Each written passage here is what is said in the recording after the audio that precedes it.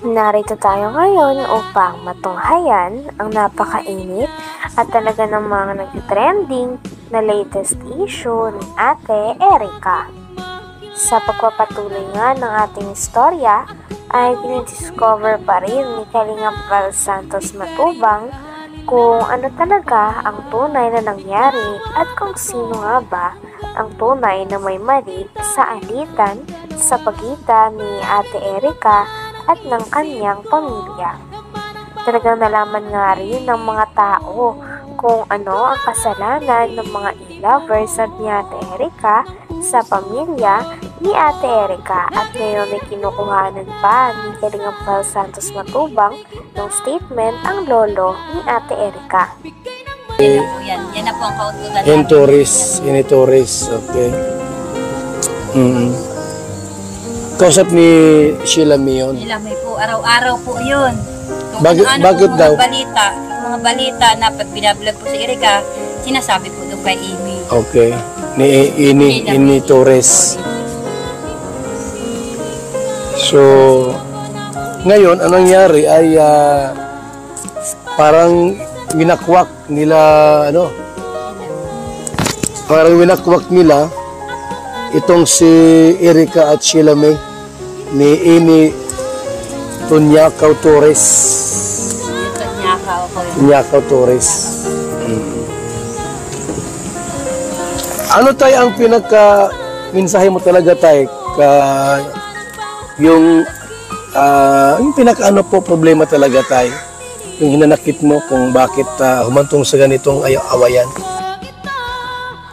Ayon naman kay Lolo Miguel, yung talagang mensahe niya din kay Ate Erica at isa sa mga hinanakit nito ay hindi marunong tumanaw ng utang na loob si Ate Erica, pati na rin ng kanyang ate. Sapagkat bilang mga tao na nagpalaki, nag-aruga at talaga namang naghirap na palakihin si Ate Erica, ay masakit para sa lolo at lola niya na basta-basta na lamang nila itong tatalikuran. Na-hospital nga ang lola ni Ate Erica, ngunit masakit pa dito ay hindi man lamang nila ito pinuntahan o dinalaw. Talagang nagpapakita din ito na wala ng pake si Ate Erica at si Sheila May na kanyang ate sa pamilya na talaga namang nag-aruga at nagpalaki nung sila ay bata pa. Sa amin yan. So parang parang pinalimutan kayo nila Sheila May, nila Erica, parang pinalimutan kayo. Yun ang Yun ang hinanakit mo doon. Sana man lamang tumanaw ng utang na loob. Ang lula niya nasa ospital, di man lang damayan. Kaya, nasa ospital, nasa kasayahan sila, nasa paliguan. Kung sino-sinong kaakit.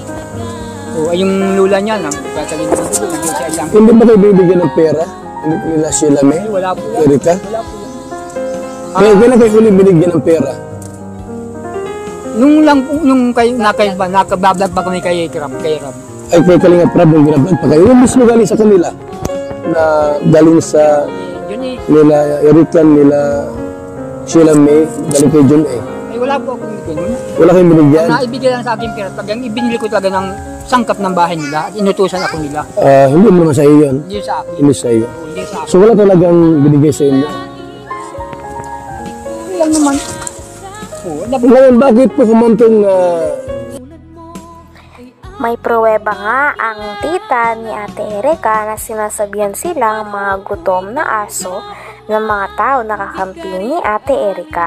Kaya naman pinakita ng tita ni Ate Erica ang chat na ito sa kanila. Dahil dito ay mas lalo pa nga nagagalit si Lolo Miguel kay Ate Erica pati na rin sa kanyang ate at sa mga tao na kumakampi pa dito. Dahil sila na nga daw ang iniwan at talagang hindi nirespeto dahil umalis daw ang dalawa sa bahay nila nang walang paalam at hindi na nga sila binibisita pagkatapos nilang palakihin ng mga ito at paaralin. Ngunit in return nga ay walang natatanggap na tulong sila Tatay Miguel galing kila Ate Erica tulad ng mga pinapakalat nila na susustento pa daw sila Ate Erica sa kanila. Yung halimbawa, nagpapalabas po sila ng mga bagay-bagay na kay Erica po na para sumikat at gusto nila. mag-agree pa rin si Papa na totoo, nakakatanggap kami ng pera, totoo na kay Papa ang pera. Hindi naman. Kahit hindi naman po. Yun lang po yung inaano ko, point ko po doon na gusto ko po malinis yung pagbibintang po. Siyempre po yung mga tao po nakakaalam na akala po nila nasa amin po ang pera, kala Papa po. Kaya Kuya Bal, ganyan nangyayari. Kaya ganyan ginagawa sa amin. Dahil doon sa sasabing pera na dahil sa amin buwan-buwan, sila ang kumukuha. Ang biyabato nasa amin. Wala naman sa binibigay.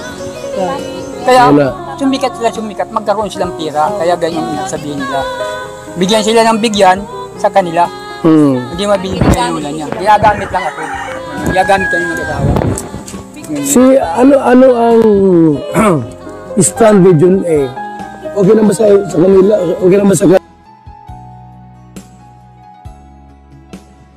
Pinaparatangan din si Lolo Miguel na siya daw ang kumukuha ng pera dahil siya daw ang inuutusan o pinapakausapan na bumili ng mga gamit sa loob ng bahay na pinagawa ni Sir Jun A para kay Ate Erica sa kanyang pamilya. Ngunit kiit naman ni Lolo Miguel ay wala naman daw napupunta sa kanya sapagkat pinapabili lang daw siya. At kapag pinabili daw siya ng gamit ay binibili niya naman daw talaga ng walang labis at walang kulang. Talagang ang source ng pera ay nanggagaling kay Sheila May na ate ni Ate Erica. Dahil sa kanya daw nagpapadala at siya ang kumakausap kay Sir Jun A. Sabi pa nga ni Kalingap Val Santos Matubang ay may tuturing talaga na parang buhay prinsesa si Sheila May dahil stand with Jun A. nagautos ito. Okay naman sa kanila, okay naman sa kanya na kahit tumulong siya kay Erica, kina Sheila May, tapos kayo, ano problema? Okay lang kay Jun A yun? Nung wala sa kanya? At nag-uurosap naman po sila. Kwarto ko, naalis sila, napunta doon sa bomba. Kasi nag-uusap matagal, di ba? Nakikialam. Kala ko kung ano lang ang nag-uusapan nila. Sa telepono. Sa cellphone. Buti may signal dito. Meron kami. May wifi dito. So wala pa itong bahay, dito sila nag-i-stay, nakatira. Nag-kiss ko, hindi lang. Sino naglagay ng wifi sa inyo? Ikaw nagpa-wifi ka? Okay, so ngayon, paano itong si N. Torres nakapasok sa kwentong ito? Si Amy Torres pang nabangang ano ko po dyan, bago nagbablog po si Kalingap, bago po lumalakas ang Edrica, kausap na po yun ni Sheila May, wala pa po yun eh. Sino? Grabe at talagang napakalala na nga at napakadami nang nagaganap sa latest issue ni Ate Erica. Napakaraming tao na rin ang nababanggit at nadadawit sa issue na ito. Kaya naman tinatry pa rin ni Kalingap Val Santos Matubang na malaman kung sino talaga ang may mali at nais niya nga rin na magkaroon ng pagkakataon kung saan magkakabati si Lolo Miguel at si Ate Erica. Dahil para sa kanya, ang isang pamilya na nag-aruga sa dalawang bata na ito ay mahalaga patin at dapat kilalanin nila.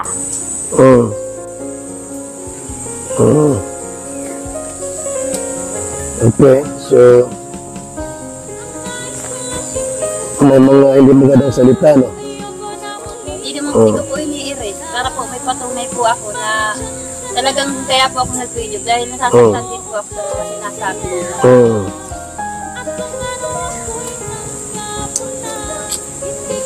Okay.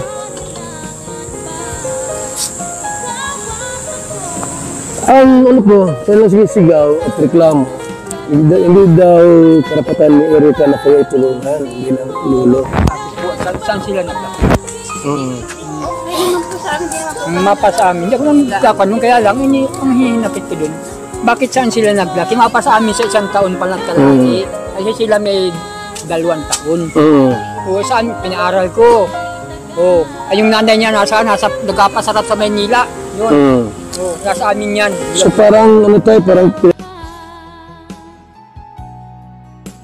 Hanggang dito na lamang muna ang ating napakainit, nagtitrending at talaga namang mas nakakaintriga na issue ni Ate Erica. Maraming salamat sa inyong panonood. Hanggang sa muli. Bye!